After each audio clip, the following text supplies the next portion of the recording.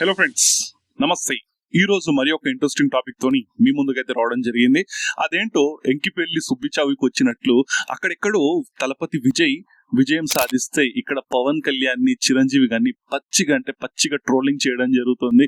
Package star అంటూ నీ యొక్క ఫాలోవర్స్ ని జెండా కూలీలుగా మార్చావంటూ, పోటీ చేసిన 2 చోట్ల కూడా చాలా దారుణంగా ఓడిపోయావంటూ, నిన్ను నువ్వు అమ్ముకొని వేరేళ్ళ సిద్ధాంతాల కోసం పనిచేస్తావంటూ ఒక రేంజ్ లో ఆ ఎలక్షన్ రిజల్ట్ వచ్చి కూడా 3.5 రోజులు అవుతుంది. కానీ ఇక్కడ మాత్రం ఆ హీట్ కంటిన్యూ అవుతూనే ఉంది. కేవలం పవన్ కళ్యాణ్ గారినే కాదు, చిరంజీవి గారిని కూడా విపరీతంగా ట్రోల్ చేస్తున్నారు. పార్టీని అమ్ముకున్నాడు, అందువల్లనే పవన్ కళ్యాణ్ ఓడిపోయాడు అని చెప్పి ఇక్కడ జనసేన కార్మికులు కూడా అంటున్నట్లుగా సోషల్ మీడియాలో ఒక రేంజ్ లో విపరీతంగా ట్రోలింగ్ అయితే జరుగుతుంది. సో దీని గురించి మనం అయితే మాట్లాడుకుందాం. మీరు ఏది కూడా కమిట్ కాకుండా కంప్లీట్ వీడియో చూడండి. వీడియో చూస్తే మీకు ఒక అవగాహన వస్తుంది. ఇది ఒకరిని ట్రోల్ చేయడానికి లేకుంటే ఒకరిని కించపరచడానికి కోసం కాదు ఈ వీడియో. సో కంప్లీట్ గా ఈ వీడియోని ఎండ్ వరకు చూసే ప్రయత్నం చేయండి. నచ్చినట్లయితే ప్లీజ్ లైక్ చేయండి, షేర్ చేయండి అండ్ మీ యొక్క ఒపీనియన్స్ ని కామెంట్ రూపంలో తెలియచేయండి. ఇక లేట్ చేయకుండా మనం టాపిక్ లోకి వెళ్ళిపోదాం. జనసేన అనగానే మనకు గుర్తొచ్చేది పవన్ కళ్యాణ్ గారి పార్టీ. ఇది 2014 మార్చ్ 14న దీని ఫార్మేషన్ అయితే జరిగింది.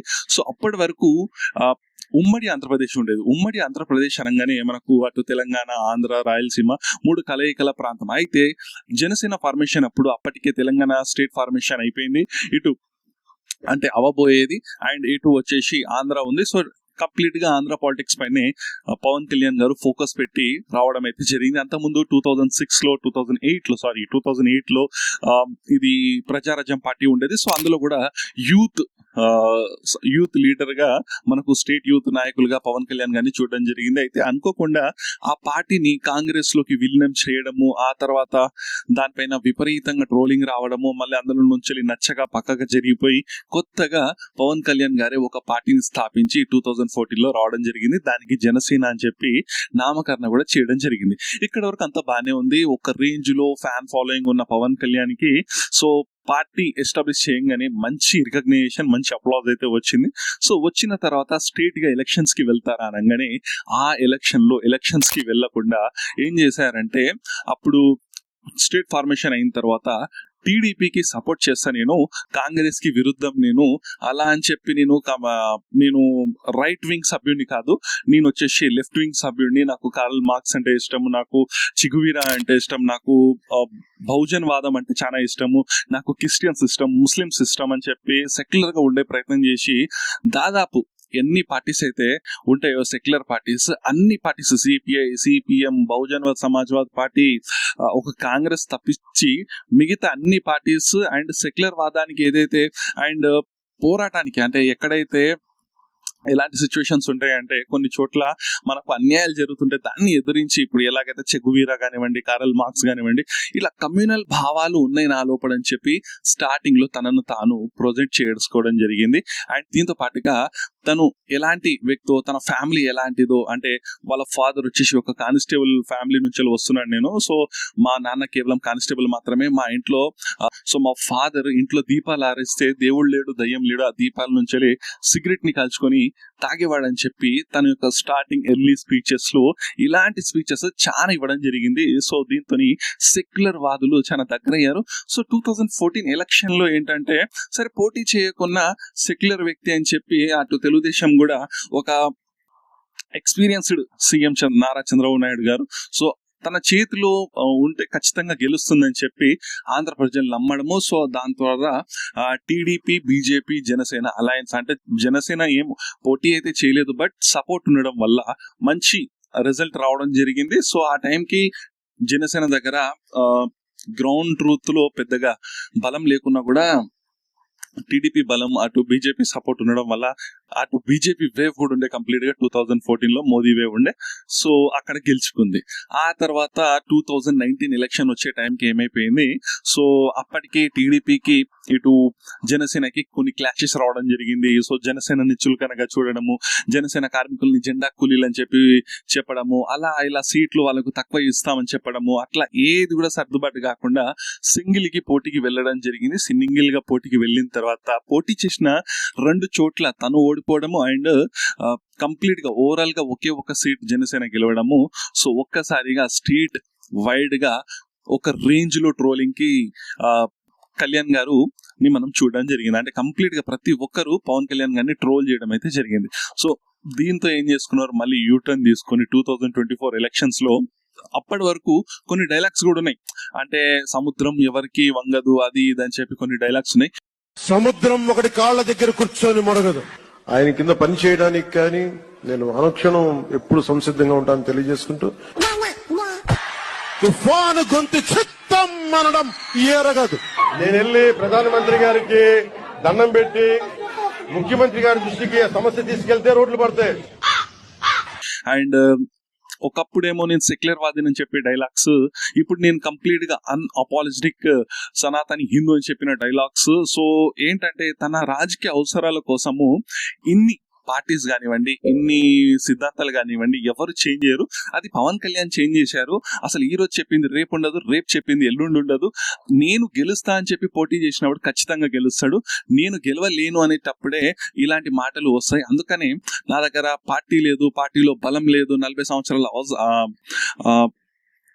బలం లేదు, క్యాడర్ లేదు, గ్రౌండ్ ట్రూత్ లో లేదు అని చెప్పి టీడీపీకి ఆ బలం ఉంది, 40 years ఆఫ్ ఇండస్ట్రీ ఉంది. సో అందువల్లనే నేను టీడీపీకి సపోర్ట్ చేస్తున్నా అని చెప్పి జనసేన కార్మికులకు తను నచ్చజెప్పి ఏం చేశాడు, అటు 2024 ఎలక్షన్ లో వాళ్ళతోని అలయన్స్ కుదిరించుకొని 21 సీట్స్ కి కంటెస్ట్ చేస్తే 21 out of 21 100% స్ట్రైక్ రేట్ తో గెలవడము, ఒక్కసారిగా అప్లాస్ రావడము, డిప్యూటీ సీఎం గా మనము చూడడం జరిగింది.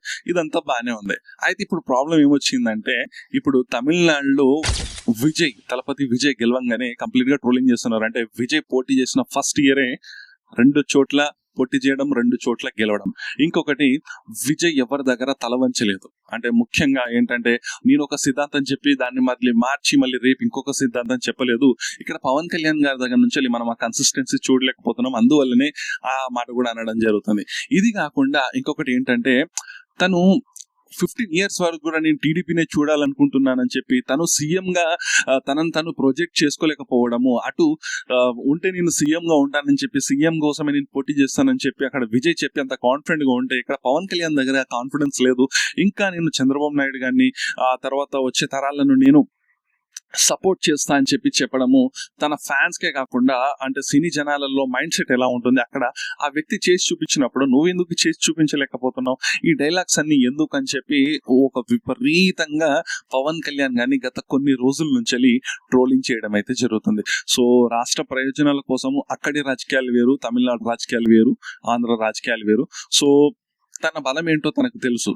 సో ఎన్ని చోట్ల పోటీ చేస్తే తను గెలవగలుగుతాను, ఎన్ని చోట్ల పోటీ చేస్తే తను ఓడిపోతాను, కలిసి పోటీ చేస్తే గెలుస్తాను, కలవకుండా పోటీ చేస్తే గెలుస్తాను అని చెప్పి తనకు ఒక క్లియర్ కట్ ఇమేజ్ ఉంటుంది. సో అందువల్లనే నారా చంద్రబాబు నాయుడు గారితో టీడీపీతో పొత్తు పెట్టుకోవడం జరిగింది. సో అలా పొత్తు పెట్టుకోవడం వల్ల ఓట్లు అనేవి డివైడ్ అవ్వకుండా గంత గొప్పగా ఓట్లని ఒక చోటికి చేరుతాయి. సో దానివల్ల మేము గెలవగలుగుతాం. సో ఇక్కడ నా ప్రయోజనం కంటే కూడా రాష్ట్ర ప్రయోజనం మేల్ అని చెప్పి అక్కడ పవన్ కళ్యాణ్ గారు ఏంటంటే జనసేనని కంప్లీట్ అన్ని సీట్లలో కన్సిస్టెంట్ చేయకుండా కేవలం కొన్ని సీట్సే, అంటే ఇద్దరితోని కలయిక చేస్తే బాగుంటుంది. అటు సెంట్రల్ లో కూడా బీజేపీ ఉంది. సో సెంట్రల్ లో బీజేపీ ఉండడం వల్ల ఫండ్స్ ఇవి బాగా వస్తాయని చెప్పి ఆ ఉద్దేశంతో రాష్ట్ర ప్రయోజనాల కోసం అని చెప్పి చేయడం జరిగిందని చెప్పి పవన్ కళ్యాణ్ గారి ఫ్యాన్స్, పవన్ కళ్యాణ్ గారి సపోర్టర్స్ చెప్పడం జరుగుతుంది కొంతమంది. సో నాకు కూడా ఏంటంటే తన బలం ఏంటో తనకు తెలుసు. సో అలాంటప్పుడు తను సింగిల్ గా పోటీ చేస్తే మంచిదా, చేయకుంటే మంచిదా అని చెప్పి తనకు తెలిసినప్పుడు తనని ట్రోల్ చేయడం అనేది కరెక్ట్ కాదు. తనని మాత్రమే కాదు, తన అన్నయ్యని కూడా ట్రోల్ చేయడం అనేది కరెక్ట్ కాదు. ఎందుకంటే రాజకీయాల్లో 100 జరుగుతాయి. అలా అని చెప్పి ఇప్పుడు విజయ్ గెలిచిండు, పవన్ కళ్యాణ్ ఓడిపోయింది అని చెప్పి ట్రోలింగ్ చేస్తున్నారు కదా. మరి అదే అక్కడ రజనీకాంత్ సౌత్ ఇండియాకే బిగ్గెస్ట్ సూపర్ స్టార్ ఎలక్షన్ లో పోటీ చేయాలంటే భయపడ్డాడు, పార్టీ ప్రకటించాలంటే భయపడ్డాడు. ఎందుకు తెలుసా, రేపటి రోజు ఇలాంటి వ్యతిరేకత వస్తుందని, ఇలాంటి ట్రోలింగ్ వస్తుందని తను రేపటి రోజు తను అచీవ్ చేయలేకపోతే తన పైన గౌరవం ఉండదు, ప్రతి ఒక్కరు ట్రోల్ చేస్తారు, ప్రతి ఒక్కరు మాట మాట్లాడతారని చెప్పి దానికి భయపడి తను పార్టీ ప్రకటించలేదు. రాజకీయాలకు వస్తా అని చెప్పి చాలాసార్లు చెప్పడం, దాన్ని విత్డ్రా చేసుకోవడం. అలాంటిది తనకు రాజకీయాలంటే ఇంట్రెస్ట్ ఉండేది. సరే సిద్ధాంతాలు లేవు, ఒక సిద్ధాంతం అని చెప్పి ఇంకో సిద్ధాంతానికి మూవ్ అవుతారు, అది వేరే విషయం. రాజకీయ నాయకులలో మనం తరచుగా చూస్తాం. బట్ ఇంతటి ట్రోలింగ్ ని కూడా తట్టుకొని వచ్చిందంటే సో అది బెస్ట్ అనే చెప్పాలి. సో తనకు ఏదో చేయాలని ఉంది, దాన్ని ఏదో విధంగా సాధించాలని ఉన్నది. అది మంచైనా చెడైనా అంటే సిద్ధాంతాలు మార్చైనా ఏదైనా ఉండడం నిలబడడం అంత ఈజీ అయితే కాదు. అక్కడ పవన్ కళ్యాణ్ గాని మనం అప్రిషియేట్ చేయాల్సిందే. దాన్ని పట్టుకొని ట్రోల్ చేయొద్దు. ఎందుకంటే ఒక్కొక్క స్టేట్ పరిస్థితులు ఒకలా ఉంటాయి. పర్సనల్ గా చెప్పాలి అంటే నేను ఇక్కడ ఒక వ్యక్తిని ట్రోల్ చేయడం అనేది కరెక్ట్ కాదని చెప్పి నా ఒక ఒపీనియన్. ప్లీజ్ చేయకండి బ్రో, ఎవరు చేయకుంటేనే బెస్ట్. ఎందుకంటే అక్కడ పరిస్థితులు వేరు, ఇక్కడ పరిస్థితులు వేరు. ఒకరిని ఎంకరేజ్ చేస్తే బాగుంటుంది అనేది నా ఒక ఒపీనియన్. సో సినిమా పరంగా కాదు కదా, సినిమా అయితే మేము మూవీని బట్టి మనము దాన్ని ట్రోలో ఇంకేదో చేస్తాం. బట్ ఒక పర్సన్ ని పర్టికులర్ గా ట్రోల్ చేయడం అనేది కరెక్ట్ కాదనేది నా ఒక ఒపీనియన్. సో ఇంతే గాయ్స్ ఈ వీడియోకి. నెక్స్ట్ వీడియోలో మనం మళ్ళీ కలుద్దాం. మీకు ఈ వీడియో కనుక నచ్చినట్లయితే సో మీ యొక్క ఒపీనియన్స్ ని మీరు కామెంట్ రూపంలో తెలియజేయండి. అండ్ ఈ వీడియోకి ఇంతే గాయ్స్, మీరు లైక్ చేయండి, షేర్ చేయండి, సబ్స్క్రైబ్ చేయండి. నెక్స్ట్ వీడియోలో మనం మళ్ళీ కలుద్దాం. అంతటి వరకు బాయ్ ఫ్రెండ్స్, సైనింగ్ ఆఫ్.